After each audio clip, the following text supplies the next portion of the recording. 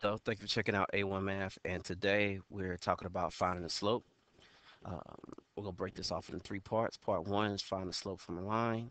Part two is find the slope from 2 points. And part three is interpret slope in context. So let's get started.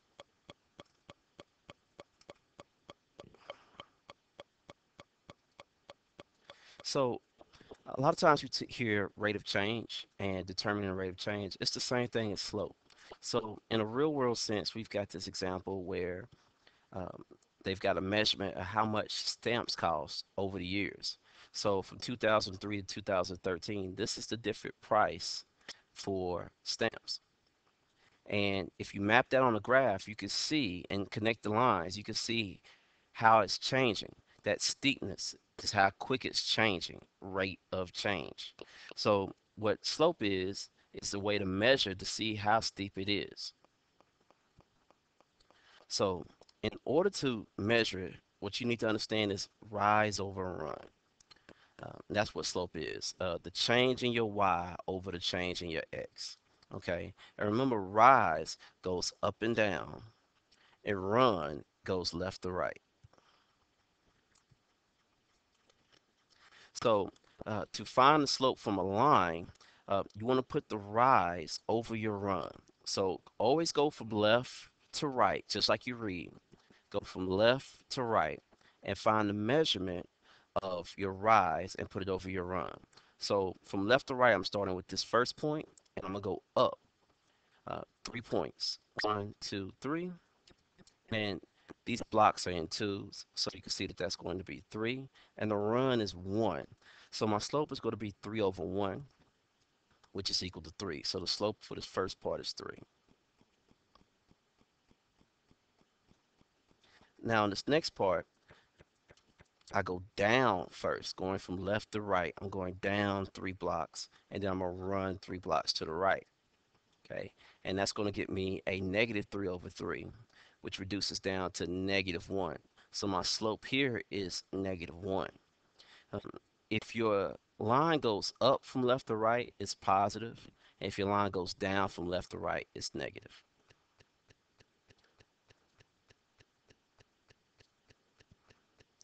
Okay, go ahead and pause the video here and see if you can do number 7 and number 8.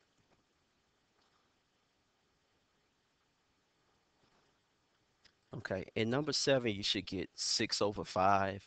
You rising 6 and running 5. In number 8, you should get negative 5 over 1, which is the same as negative 5.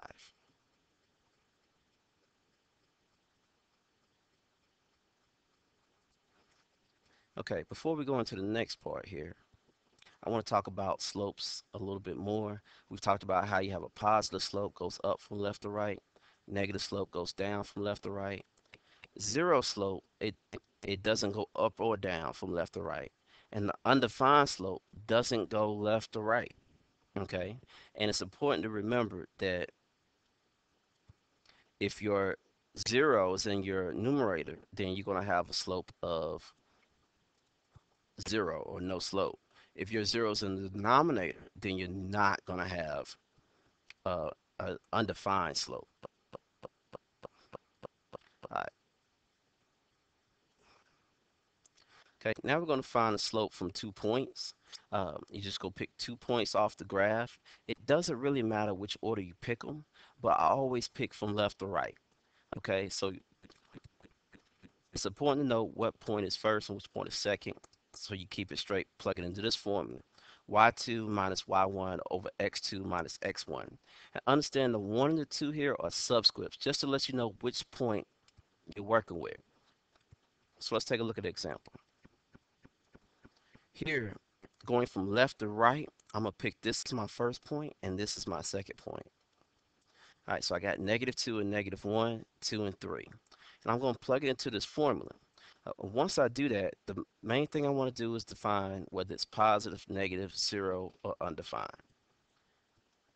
So I've got 3 minus negative 1, taking y2 for my second point and subtracted it for y1 here. So 3 minus negative 1.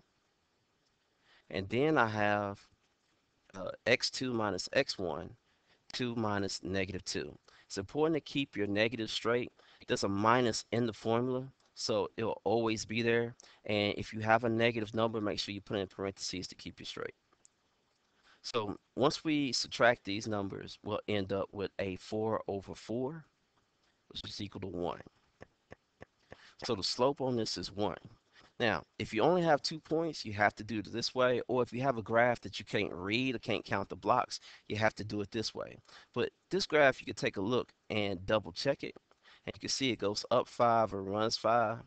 So you'll have 5 over 5, which is equal to 1. And since it's a positive slope and it's going up from left to right, our slope is positive.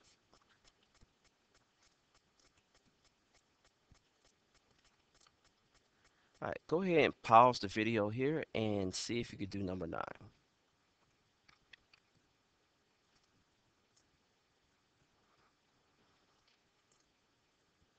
All right, number 9, you should get a negative 14 over 3, and your slope is going down.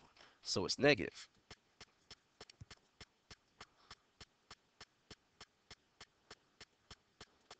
Okay, let's take a look at another example.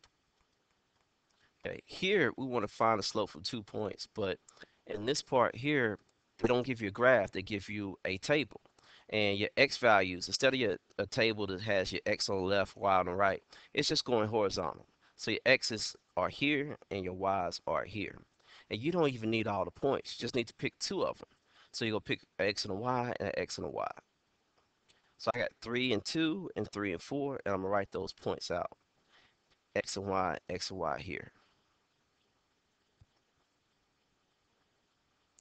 All right, and then I'm gonna go ahead and plug in the slope formula the same way I've been doing. I get 4 minus 2 over 3 minus 3.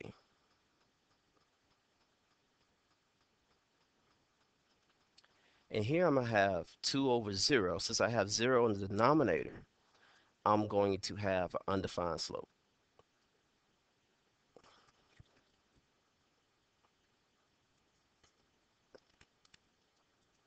All right, go ahead and pause the video here and see if you could do number 10.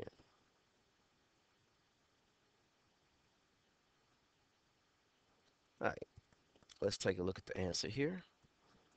You should get no slope. Your 0 should be in the numerator, divided by 1, and that's 0, so there's no slope on this one.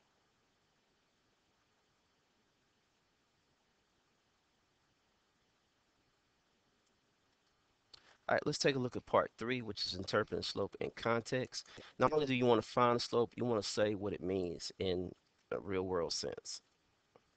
So here we've got a graph. It says the graph shows the relationship between a person's age and his or her estimate maximum heart rate. Okay, so we've got the graph already here, and you can, if you could read the graph, you could actually just count down, and you got to make sure you count the blocks correctly, but negative 30 and 30. And it looks like it's not 30 over 30, but based on how they do the graph, it is. So you get negative 30 over 30 is equal to negative 1. But you might find it easier just to go ahead and plug it into the formula we've been using, y2 minus y1 over x2 minus x1. If we do that and we pick our points from left to right here, um, 150 minus 180 and 50 minus 20, we get negative 30 over 30, which is equal to negative 1. So what does this mean in a real sense? The slope uh, being negative 1 means for every year a person age increases, his or her maximum heart rate decreases by one beat per minute. All right. Let's take a look at this next example. The height of a plant y in centimeters after x days. So they tell you the y, the x, meaning the days is going to be your input independent value, and your y is your output dependent. Okay, so the days are 30 and 40, and the height is 15 and 25. But we're just going to take our 2 points, plug them into our formula here, and solve. And when we do, we end up with 10 over 10, which is equal to 1. So what does that mean in a real sense? It means, if you move this out the way, says with the slope being 1, the plant height increases by 1 centimeter each day. So every day it goes up 1 centimeter.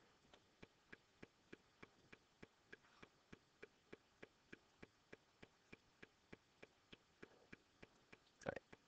Go ahead and pause the video here and see if you could do these two.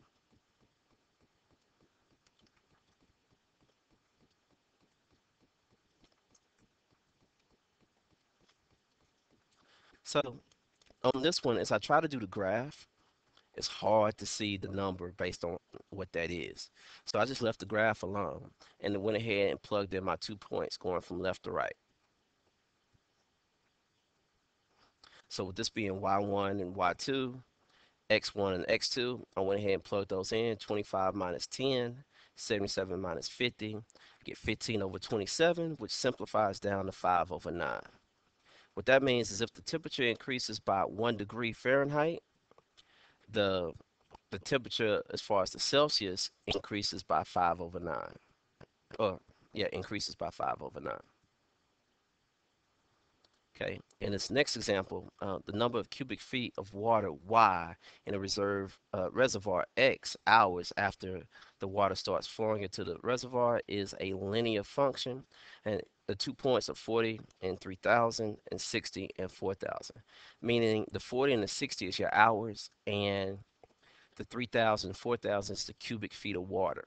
So when we plug that in, we end up with 50 for our slope. So the slope of 50, which means the amount of water in the reservoir is increasing by a rate of 50 cubic feet each hour. So if they're filling that up by 50 feet each hour, that's what's going on there. Okay. So that's finding the slope from a line, finding the slope from 2 points, and interpreting the slope in context. Um, Also, remember this. Um, it's important to realize what's a positive, negative, zero slope, and undefined. Positive, the y values increase from left to right. Negative, the y values decrease from left to right. Zero, the y values have zero change from left to right. And the undefined, the it does not go from left to right. And it stays a vertical line, meaning it's an undefined slope. Okay. I hope you learned something from this video. Thank you for checking out A1 Math and have a nice day.